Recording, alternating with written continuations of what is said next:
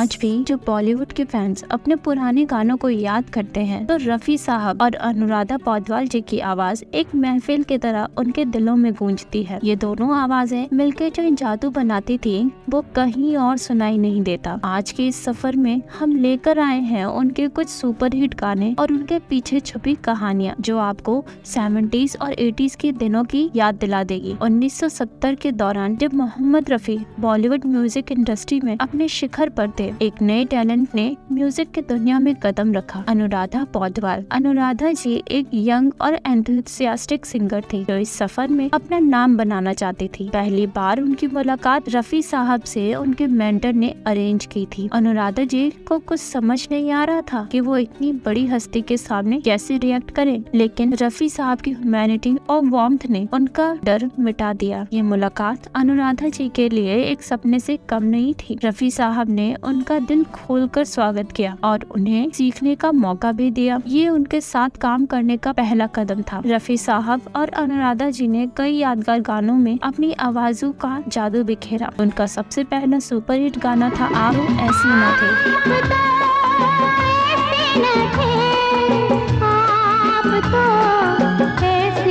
जबरदस्त हिट बना। इस गाने की रिकॉर्डिंग एक खास तजुर्बा था जिसमें दोनों सिंगर्स ने अपनी दर्द और प्यार को अपनी आवाजों में उतारा। इस गाने को रिकॉर्ड करते वक्त स्टूडियो में इतनी गहरी खामोशी थी कि सिर्फ इन दोनों के सुर ही गूंज रहे थे। रफी साहब अपनी आवाज को एक नया मोड़ देते थे और अनुराधा जी उनके साथ उस सुर को मिलाती थी। स्टूडियो में सभी लोग इनकी केमिस्ट्री और टाइमिंग को देखते रह गए। अनुराधा पौडवाल जी कहती हैं कि रफी साहब के साथ काम करने उनके लिए एक लाइफ चेंजिंग एक्सपीरियंस था। वो कहती हैं कि रफी साहब एक कंप्लीट परफेक्शनिस्ट थे। गाने की हर लाइन, हर सुर को वो पूरे दिल से गाते थे और छोटी से छोटी गलती को भी सही करते थे। रफी साहब के साथ काम करते हुए अनुराधा जी ने उनसे सीखा कि कैसे एक गाने में इमोशंस भरना चाहिए और कैसे आवाज के साथ दिल से कनेक्ट करना चाहिए। ये तजुर्बा उनके लिए प्राइसलेस रहा। अनुराधा पौडवाल के लिए बॉलीवुड इंडस्ट्री में एक अपनी अलग पहचान बनाना आसान नहीं था। उनके सामने कई एस्टैब्लिश्ड फीमेल सिंगर्स थी। रफी साहब के साथ गाना सिर्फ एक मौका नहीं था, ये उनके लिए अपनी पहचान बनाने का एक पावरफुल स्टेप था। ये इंडस्ट्री में अपना नाम बनाने का एक टफ चैलेंज था, लेकिन रफी साहब के साथ और उनके गाने के दौरान मिले सपोर्ट ने अनुराधा जी को एक मुकम्मल सिंगर बनाया। रफी साहब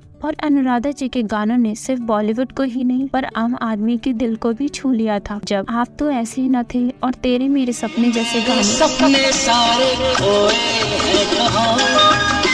रेडियो पर बजे तो फैंस कैसे उनके सुरों में खो गए, ये देखने लायक था। ये गाने लोगों के दिल में एक खास जगह बना चुके थे। हर किसी की यादों में ये गाने उनके पर्सनल कहानियों का हिस्सा बन गए थे। आज भी रफी साहब और अनुराधा जी के गाने बॉलीवुड की एक अमर विरासत है। इनका म्यूजिक सिर्फ एंटरटेनमेंट नहीं, एक कला है जो हर जनरेशन के लोगों के दिल को छू गया था। बॉलीवुड में जो मैजिक इन दोनों ने अपने सुरों से बनाया था वो आज भी वैसा ही ताजा है जैसे पहला हुआ करता था। ये गाने हमेशा के लिए बॉलीवुड और हमारे दिलों में जिंदा रहेंगे। अगर आपको ये कहानी पसंद आई हो और आप बॉलीवुड की और भी ऊंची नीचे कहानियाँ और गानों के पीछे के राज जानना चाहते हैं तो हमारे चैनल को सब्सक्राइब करिए, हमसे जुड़े रहिए और अपने फेवरेट रफी साहब और अनुराधा जी के गानों को कमेंट्स में जरूर मेंशन कीजिए।